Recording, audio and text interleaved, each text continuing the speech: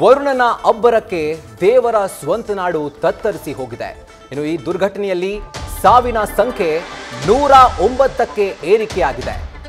ವಾಯನಾಡು ದುರಂತದಲ್ಲಿ 128 ಮಂದಿಗೆ ಗಾಯವಾಗಿರುವುದಾಗಿ ಮಾಹಿತಿ ಲಭ್ಯವಾಗ್ತಾ ಇದೆ. ಇನ್ನು ಈ ಒಂದು ದುರ್ಘಟನೆ ಬಗ್ಗೆ ಕ್ಷಣಕ್ಕೂ ಕೂಡ ಅದರ ಕುರಿತಾಗಿ ಮಾಹಿತಿಯನ್ನ ಕೇರಳ ಸಿಎಂ ಪಿಣರಾಯಿ ವಿಜಯನ್ ತರಿಸಿಕೊಳ್ತಿದ್ದಾರೆ.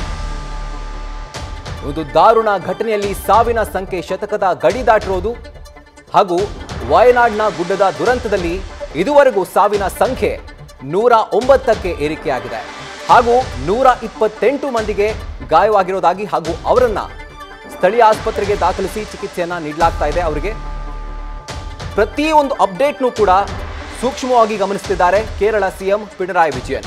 ಇಡೀ ದೇಶವೇ ಮರುಕಪಟ್ಟಂತಹ ಒಂದು ದುರ್ಘಟನೆ ಇವತ್ತು ನಡೆದಿರೋದು ಕೇರಳದಲ್ಲಿ. ದೇವರ ಸ್ವಂತ ನಾಡು ಈಗ ತತ್ತರಿಸಿ ಹೋಗಿದೆ. ಇದ್ರ ಬಗ್ಗೆ ಹೆಚ್ಚಿನ ಡೀಟೇಲ್ಸ್ ಅನ್ನ ಕೊಡ್ತಾರೆ ನಮ್ಮ ಪ್ರತಿನಿಧಿ ರವಿ ಪಾಂಡವಪುರ. ನೇರವಾಗಿ ಆ ಒಂದು ಜಾಗದಿಂದಾನೆ ರವಿ, ಈಗ ಕ್ಷಣಕ್ಕೂ ಕೂಡ ಸಾವಿನ ಸಂಖ್ಯೆ ಏರಿಕೆ ಆಗ್ತಾ ಇದೆ. ಈಗಿರುವಂತಹ ಒಂದು ಪರಿಸ್ಥಿತಿಯಲ್ಲಿ ಯಾವ ರೀತಿ ಚಿಕಿತ್ಸೆ ಮುಂದುವರೆದಿದೆ ಅಥವಾ ಎಷ್ಟು ಆಸ್ಪತ್ರೆಗಳಲ್ಲಿ ಚಿಕಿತ್ಸೆ ಮುಂದುವರೆದಿದೆ, ಹೆಚ್ಚಿನ ಡೀಟೇಲ್ಸ್ ಕೂಡ ಹಾಗಿದ್ರೆ. ರಾಹುಲ್, ಕತ್ತಲು ಕವಿದಿದೆ, ಮಳೆ ಆರ್ಭಟ ಹೆಚ್ಚಾಗಿದೆ. ಈ ಕಾರಣಕ್ಕಾಗಿ NDRF ತಂಡದವರು ಕೂಡ ರಕ್ಷಣಾ ಕಾರ್ಯವನ್ನು ಮಾಡಲಿಕ್ಕೆ ಹಿಂದೇಟನ್ನು ಹಾಕ್ತಿದ್ದಾರೆ. ಸದ್ಯಕ್ಕೆ ಸಾಧ್ಯ ಆಗ್ತಿಲ್ಲ. ಕೇರಳ, ತಮಿಳುನಾಡು, ಕರ್ನಾಟಕ, ಆಂಧ್ರ ಪ್ರದೇಶ 4 ರಾಜ್ಯಗಳ NDRF ತಂಡದ ಸದಸ್ಯರುಗಳು ನಿರಂತರವಾಗಿ ಕಾರ್ಯಾಚರಣೆ ಮಾಡ್ತಿದ್ರು ಕೂಡ ಹೆಣಗಳ ರಾಶಿ ಇಲ್ಲಿ ಕಾಣ್ತಿದೆ. ಈಗಾಗಲೇ ಮೆಪ್ಪಾಡಿಯ ಸಾರ್ವಜನಿಕ ಆಸ್ಪತ್ರೆಯ ಆವರಣದಲ್ಲಿ ಬರೋಬ್ಬರಿ 108 ಶವಗಳ ಮರಣೋತ್ತರ ಪರೀಕ್ಷೆಯನ್ನು ಮಾಡಿದ್ದಾರೆ.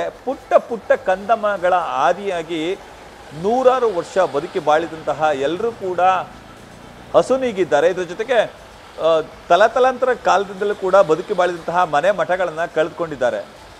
ಇನ್ನು ಗುಡ್ಡ ಕುಸಿದಂತಹ ಸ್ಥಳದಲ್ಲಿ ಇದ್ದಂತಹ ಎಲ್ಲ ಪ್ರದೇಶಗಳು ಕೂಡ ನಾಮಾವಶೇಷವಾಗಿದೆ. ಅಲ್ಲಿದ್ದಂತಹ ರೆಸಾರ್ಟ್ ಆಗ್ಬೋದು, ಅಂಗಡಿ ಮುಗ್ಗಟ್ಟುಗಳಾಗ್ಬೋದು, ಶಾಲೆ ಆಗ್ಬೋದು, ಯಾವುದೂ ಕೂಡ ಅಲ್ಲಿ ಕಾಣ್ ಬರ್ತಿಲ್ಲ. ಎಲ್ಲವೂ ಕೂಡ ಸದ್ಯ ಈಗ ನಾಮಾವಶೇಷವಾಗಿದ್ದು ಈಗಾಗಲೇ 108 ಮಂದಿ ಸಾವನ್ನಪ್ಪಿದ್ರೆ 225ಕ್ಕೂ ಮಂದಿ ಹೆಚ್ಚು ಗಾಯಗೊಂಡಿದ್ದಾರೆ. ಅವ್ರನ್ನ ಮೈಸೂರು, HD ಕೋಟೆ, ಕಾಸರಗೋಡು, ಕೇರಳ, ವೈನಾಡು ಹಾಗೂ ಮೆಪ್ಪಾಡಿ ಸೇರಿದಂತೆ ಹಲವು ಕಡೆಗಳಲ್ಲಿ ಚಿಕಿತ್ಸೆಯನ್ನು ಕೊಡಿಸಲಾಗ್ತಿದೆ. ದುರಂತದ ವಿಚಾರ ಅಂತ ಅಂದರೆ ಈಗಾಗಲೇ ಈ ಒಂದು NDRF ತಂಡ ಬಂದರೂ ಕೂಡ ಕಾರ್ಯಾಚರಣೆಯನ್ನು ಸದ್ಯ ಮಾಡಲಿಕ್ಕೆ ಸಾಧ್ಯ ಆಗ್ತಿಲ್ಲ. ಈ ಎಲ್ಲ ಮಾಹಿತಿಗಳನ್ನು ಸದ್ಯ ಕೇರಳದ CM ಪಿಣರಾಯಿ ವಿಜಯನ್ ಅವರು ಕ್ಷಣಕ್ಕೂ ಕೂಡ ಮಾಹಿತಿಯನ್ನು ಕಲೆ ಹಾಕುವಂಥ ಕೆಲಸಕ್ಕೆ ಮುಂದಾಗ್ತಿದ್ದಾರೆ. ಈಗಲೂ ಕೂಡ ಮಳೆ ನಿಂತಿಲ್ಲ.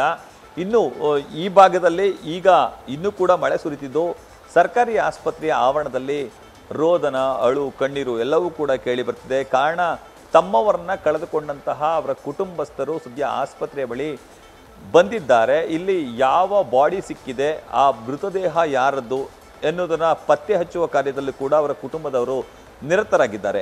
ಮಳೆಯ ನಡುವೆಯೂ ಕೂಡ ಇನ್ನೂ ಕೂಡ ರಕ್ಷಣಾ ಕಾರ್ಯ ಒಂದೆಡೆ ನಡೀತಿದ್ರೆ ಸ್ವಯಂ ಸೇವಕರು ಮಳೆಯನ್ನು ಲೆಕ್ಕಿಸದೆ ಮಳೆಯಲ್ಲಿ ತಮ್ಮ ಕರ್ತವ್ಯವನ್ನು ನಿರ್ವಹಿಸ್ತಿದ್ದಾರೆ. ಬಂದಂತಹ ಜನರಿಗೆ ಕುಡಿಯುವ ನೀರಿನ ವ್ಯವಸ್ಥೆಯನ್ನು ಮಾಡ್ತಿದ್ದಾರೆ. ಇನ್ನು ರಕ್ಷಣಾ ಕಾರ್ಯ ನಡೀತಿರುವಂತಹ ಸ್ಥಳದಲ್ಲಿ ಕರೆಂಟ್ ಇಲ್ಲ, ವಿದ್ಯುತ್ ಶಕ್ತಿ ಕೂಡ ಕಿತ್ತು ಬಂದಿದೆ, ಕಂಬಗಳೆಲ್ಲ ಮುರಿದು ಬಿದ್ದಿದೆ. ಹೀಗಾಗಿ ಆ ಸ್ಥಳದಲ್ಲಿ ಕೂಡ ಪ್ರತಿಯೊಬ್ಬರು ಎಲ್ಲ ವ್ಯವಸ್ಥೆಗಳನ್ನು ಮಾಡುವಂಥ ಕೆಲಸಕ್ಕೆ ಅಂದರೆ ಡೀಸೆಲ್ ಮೋಟರ್ಗಳನ್ನು ಹಾಕಿ.